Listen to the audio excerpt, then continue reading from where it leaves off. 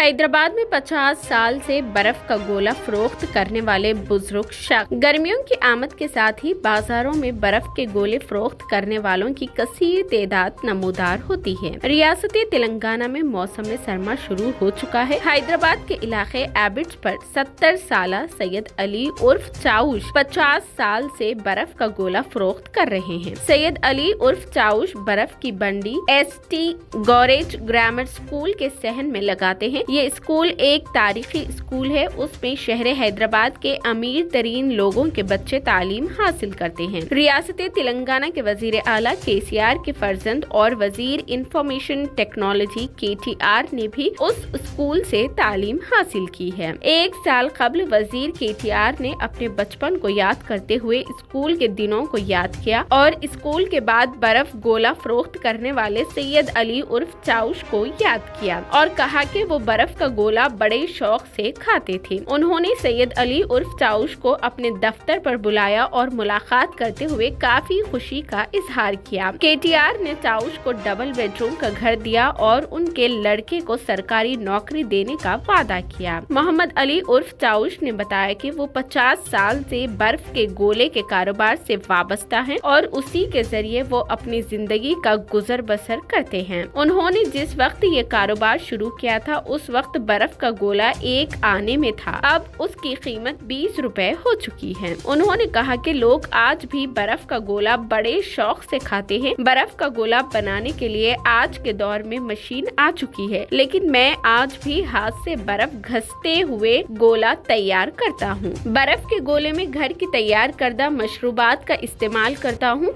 इस गोले को बच्चे और बड़े काफी शौक से खाते हैं। उन्होंने मजीद कहा कि स्कूल के बच्चे तालीम हासिल करके बैरूनी मुमालिक अमेरिका, दुबई और कई दीगर मुमालिक में आला ओहदों पर फायज है और कई तलबा तेलंगाना में अपनी खिदमत अंजाम दे रहे हैं। उन्होंने बताया कि रोजाना 700 रुपए की आमदनी होती है। उन्होंने KTR का शुक्रिया अदा करते हुए कहा कि उन्होंने मुझे बहुत इज्जत से नवाजा है। उन्होंने बताया कि उनके हाथों से बने बर्फ के गोले को वजीर आला KCR के बेटे यानी IT मिनिस्टर KTR ने भी खाया है, जो कि वो भी मस्कुरा स्कूल में ज़ेरे तालीम थे।